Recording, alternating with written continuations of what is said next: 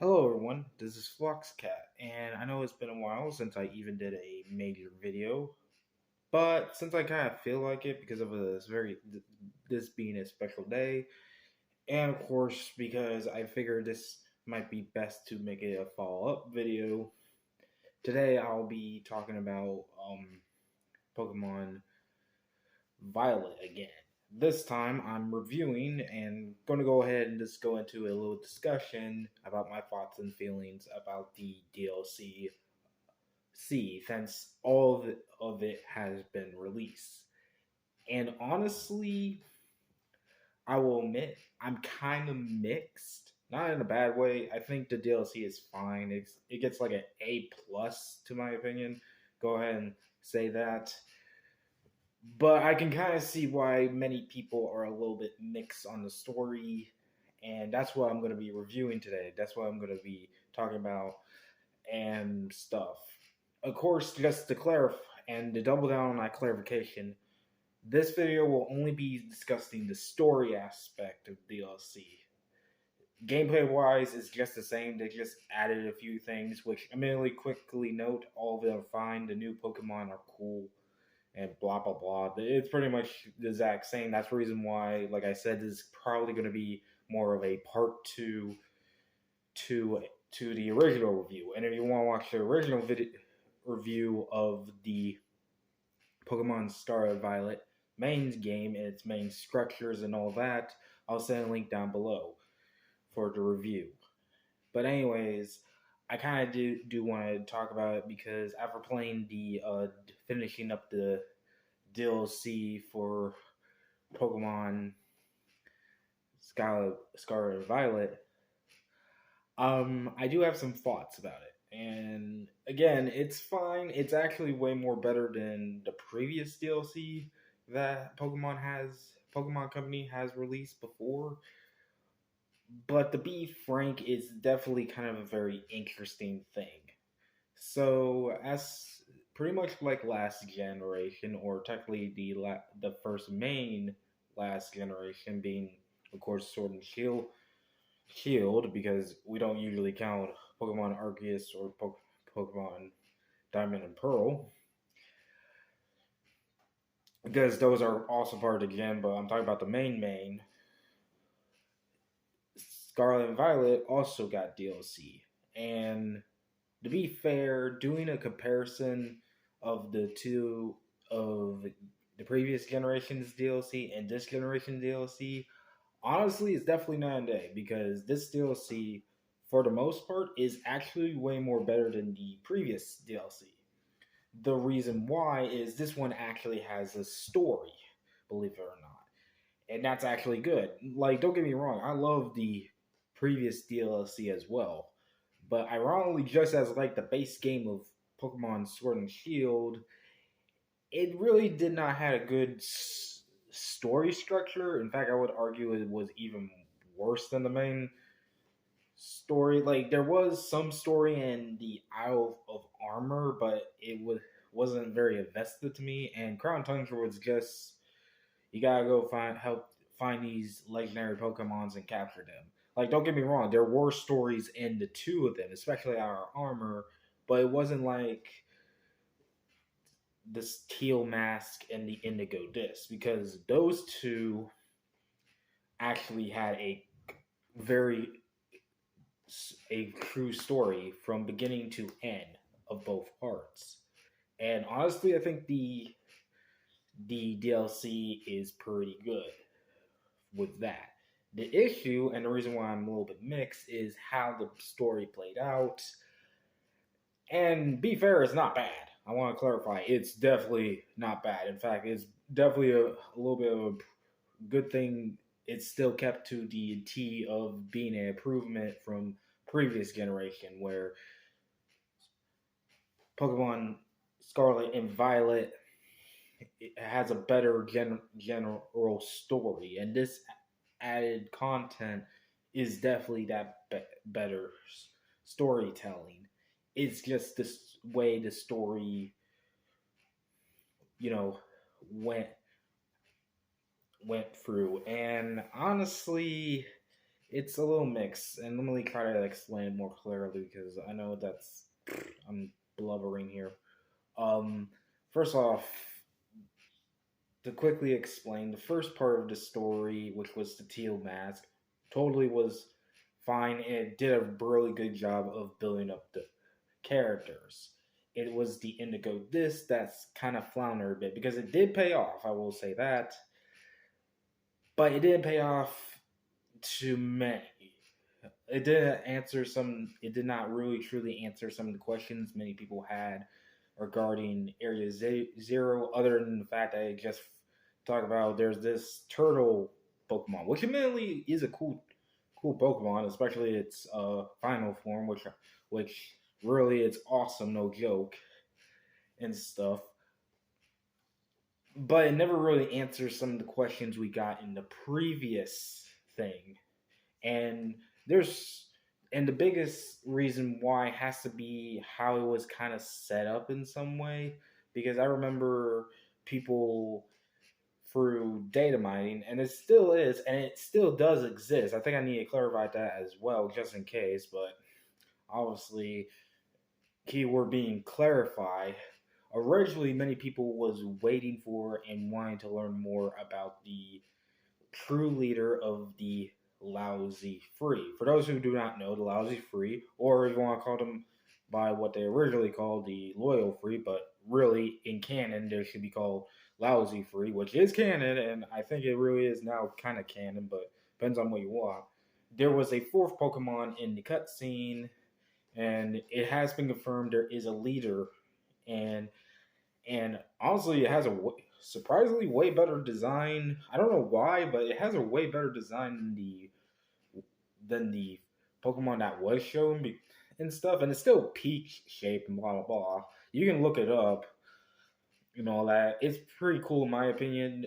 But what wasn't cool was the fact that this is actually might be our mythical Pokemon. Which honestly, I was wondering when we're gonna happen. But it really rubs the wrong way when you realize, holy crap, that means we're not going to get the answers yet to this mysterious Peach Pokemon, which I'm blanking on its name. They also confirm its name through the name line, but whatever. It's even worse because again, the build up in the Teal Mask was very good, but the execution in Indigo Disc, it was okay.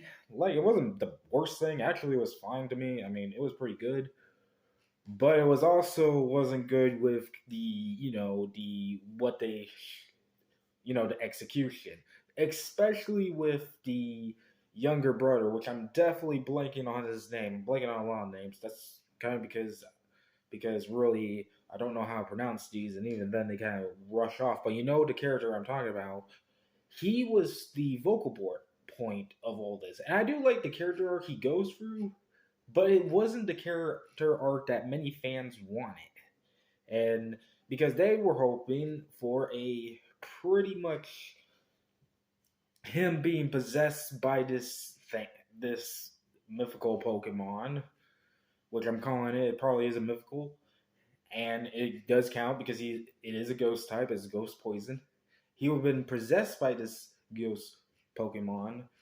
And the worst part is, it was kind of shown in beforehand in the Teal mask that that dark force through his fist. I don't know if people noticed that. That did happen. Is a blinking and missing moment that when he punches the graveyard of the lousy free, he resummons them. And guess what? When he punches, it's the shadow. There's a shadowy stuff, and it's very odd that they never really tackle that or anything. They just like, and don't get me wrong, the character arc for the brother is fine. It still works because hey, they later on fix it and all that.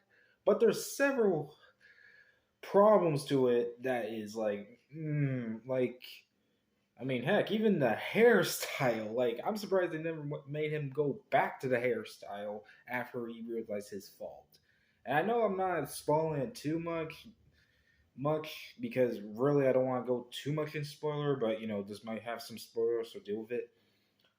but still, it was very odd to see how they were doing it, and it definitely, flounder a bit. That's probably the best way to put it, because he was building up to be this big antagonist force, and he was for the first part of the Indigo disc. He was literally a son of a bitch. He really was.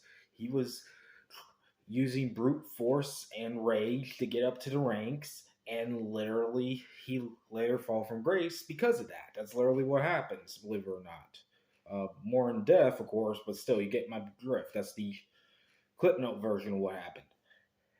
But after that, it just flounders a bit. Like, yeah, there's some great moments with him, especially when he also tried to snipe capture the Indigo Disc Pokemon, that turtle one.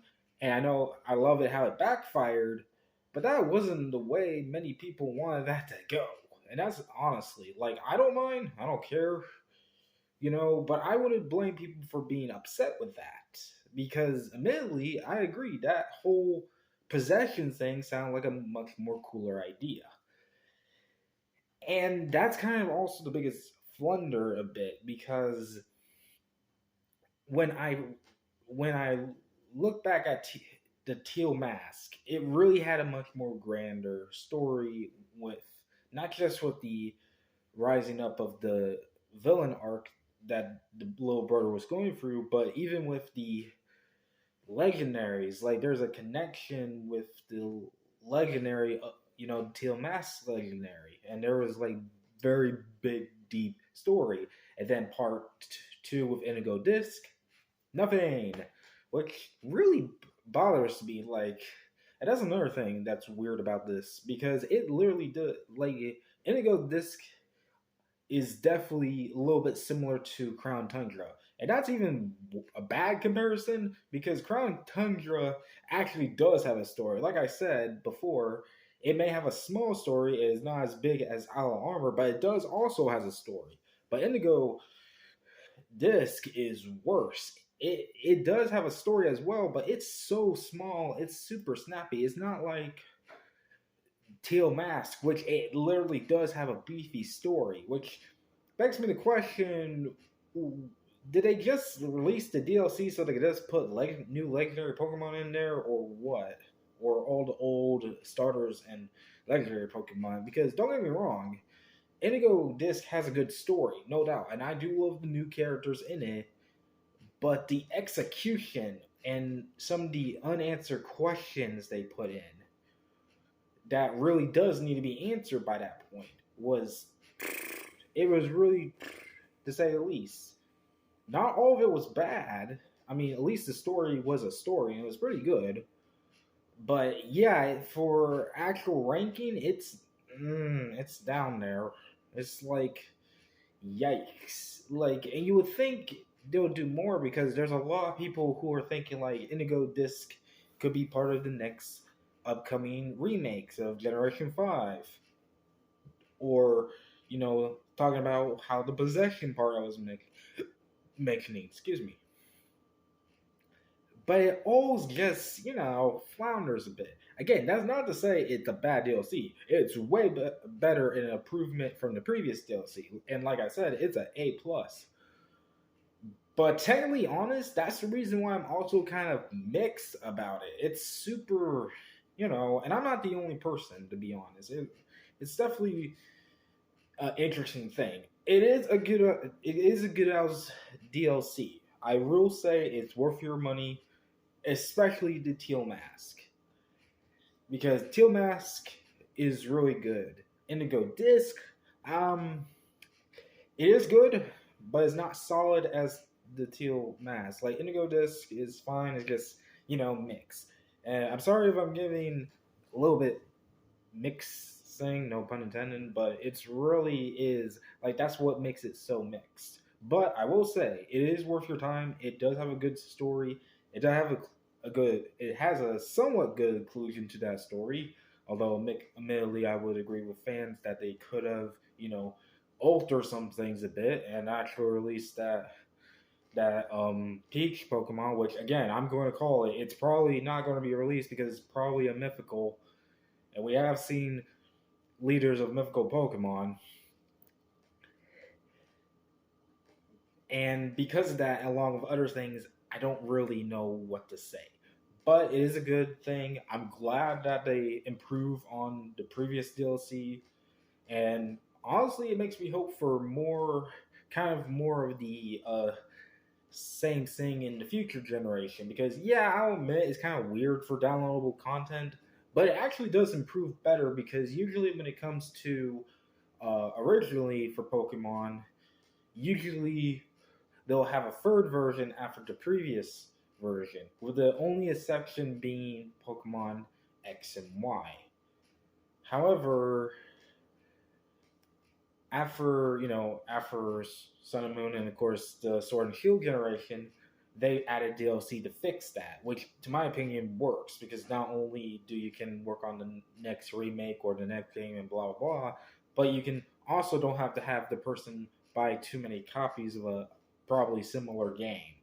So and also I can see they're definitely trying to improve with story wise, but I don't know, it's definitely a very interesting thing, but I will say at least it's a solid DLC. It's solid for the most part. Anyways, let me know what you guys think about. You don't have to, but really, I will be up, posting a poll after I upload this because I really do want to see how people think. Anyways, this has been Floxcat, and I'm snapping out of here. Bye bye.